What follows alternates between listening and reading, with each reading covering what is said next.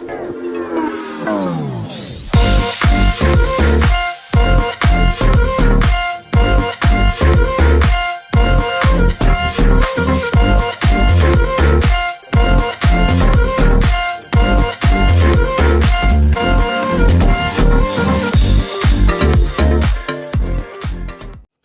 semua, selamat petang, salam sejahtera. Selamat datang ke channel Fels Lifestyle. Info padu, info hangat disediakan di dalam channel ini. Oke, saudara-saudara, tuan-tuan dan puan-puan. Seperti yang kita tahu, sebelum ini ada permohonan daripada sebuah parti yang ingin menyertai menjadi anggota komponen dalam Perikatan Nasional, yaitu Parti Pejuang, yang kini dipimpin oleh Mukris Mahathir, anak kepada Tun Dr. Mahathir. Saudara-saudara, hari ini kita dapat satu jawaban yang mengejutkan daripada PN yang telah mengesahkan apa status pejuang yang ingin masuk, ingin menjadi anggota komponen di dalam Perikatan Nasional.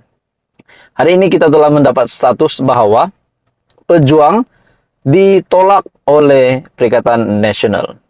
Jadi, saudara-saudara, sebelum ini juga, dalam beberapa artikel yang saya lihat sebelum ini, di mana Ketua Penerangan Bersekutu Sayap Bersatu, kalau saya tak silap, telah mempelawa MCA dan MIC, yang juga parti komponen di dalam Barisan Nasional, untuk menyertai Perikatan Nasional. Mereka ajak MCA dan MIC untuk menyertai PN. Jadi pada akhirnya cara untuk mempelawa MCA dan MIC untuk masuk PN adalah kerana kedua-dua parti itu tidak mempunyai kelebihan di dalam kerajaan perpaduan ataupun di dalam kabinet Jemaah Menteri di dalam kerajaan perpaduan pimpinan Datuk Seri Anwar Ibrahim.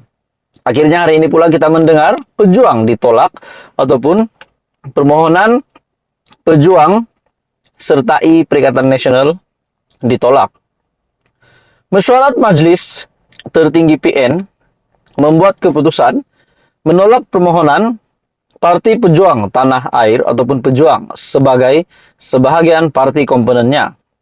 Dan ini disahkan oleh Datuk Seri Hamzah Zainuddin yang juga adalah Setiausaha Agung Perikatan Nasional.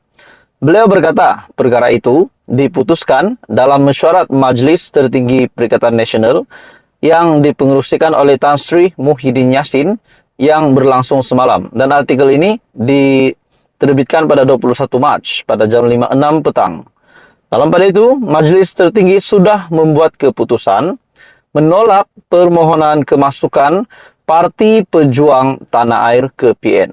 Bagi saya ini satu kejutan besar untuk Mukris dan juga kepada ayahanda Mukris, yaitu Tun Dr. Mahathir. Akhirnya pejuang ditolak PN. Persoalannya, pejuang ditolak PN, adakah pejuang akan berubah fikiran untuk menyertai kerajaan pula? Untuk menyelamatkan parti mereka yang saya lihat akan tenggelam, di samping tidak lama lagi akan ada pilihan raya negeri di 6 negeri pada tahun ini. Jadi adakah sekiranya pejuang yang sudah ditolak oleh Perikatan Nasional, kalaulah mereka tiba-tiba mahu menyertai Pakatan Harapan, menyertai kerajaan, adakah mereka akan diterima setelah PH tahu bahawa mereka pada mulanya ingin menyertai Perikatan Nasional?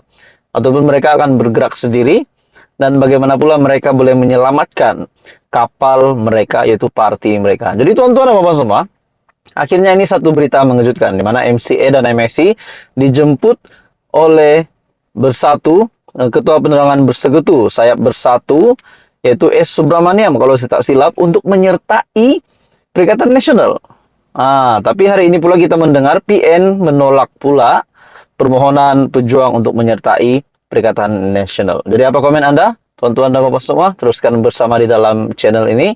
Jangan lupa tekan butang like, share, dan subscribe.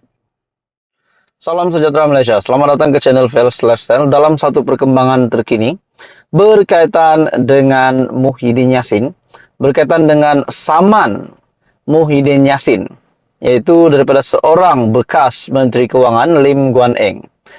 Kita dapat tahu di dalam pertuduhan yang diterima oleh Muhyiddin di mahkamah, di mana dalam pertuduhan itu ada satu yang menjadi mungkin ada satu kesilapan yang dikesan oleh Lim Guan Eng berkaitan dengan Yayasan Al-Bukhari. Akhirnya Lim Guan Eng bersuara dan mahu Presiden Bersatu ataupun pengerusi Perikatan Nasional Tan Sri Muhyiddin Yassin yang menerima 7 pertuduhan di mahkamah untuk membuat tindakan ini, yaitu mohon maaf atau saya saman kenyataan daripada Lim Guan Eng. Jadi saudara-saudara, dalam satu kenyataan hari ini, mohon maaf atau saya saman kenyataan daripada Guan Eng, pengerusi Perikatan Nasional Tan Sri Muhyiddin Yassin diminta untuk memohon maaf secara terbuka susulan kenyataan berbaur fitnah membabitkan pembatalan pengecualian cukai terhadap Yayasan Al-Bukhari. Ahli Parlimen Bagan Lim Guan Eng turut menggesa Muhyiddin yang juga bekas Perdana Menteri dan Presiden Bersatu menarik balik dakwaan terbabit secara serta-merta. Jadi di dalam perkembangan yang lain, tuan-tuan dan puan-puan semua, saya melihat di dalam Twitter Raja Petra bin Raja Kamarudin, beliau juga dilihat mempunyai satu komen yang mengejutkan berkaitan dengan kes Yayasan Al-Bukhari. Menurut Raja Petra bin Raja Kamarudin, kita tahu bahwa Raja Petra ini bukan berada di Malaysia, dia berada di United Kingdom.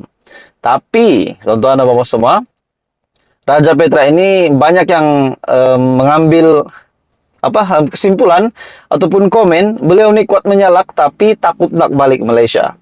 Akhirnya Raja Petra menyentuh berkenaan dengan kes Yayasan Al-Bukhari. Kenyataan Raja Petra melalui entry Twitternya, beliau berkata, kes Yayasan Al-Bukhari, Anwar bohong Parlimen. Di dalam YouTube channel Raja Petra, Anda juga boleh lihat di dalam YouTube channel Raja Petra, beliau kata Anwar berbohong di Parlimen. Anwar hide the fact ataupun menyembunyikan fakta ataupun apa yang berlaku sebenarnya. Jadi Anda boleh menonton YouTube channel Raja Petra berkaitan dengan kenyataan Raja Petra bahwa kes Yayasan Al-Bukhari, Anwar bohong Parlimen. Oke, di dalam artikel ini pula, di mana mohon maaf atau saya saman, kata Guan Eng.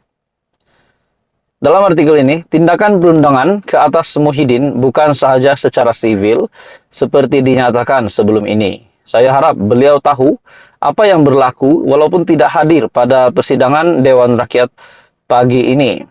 Saya harap beliau mengikuti perjalanan persidangan Dewan Rakyat secara siaran langsung untuk mengetahui apa yang berlaku. Harap beliau bertindak secara bermarwah dengan menarik balik dan memohon maaf supaya perkara ini boleh diselesaikan. Kalau tidak, saya akan buat tindakan seterusnya, katanya pada sidang media di lobi Parlimen hari ini. Terdahulu Datuk Seri Anwar Ibrahim pada waktu pertanyaan kepada Perdana Menteri di Dewan Rakyat menafikan Guan Eng membatalkan pengecualian cukai terhadap Yayasan Al-Bukhari seperti didakwa sesetengah pihak sebelum ini. Berpandukan rekod Kementerian Keuangan, Perdana Menteri mengesahkan Guan Eng tidak berbuat demikian, tidak berbuat demikian ketika menyandang jawatan berkenaan.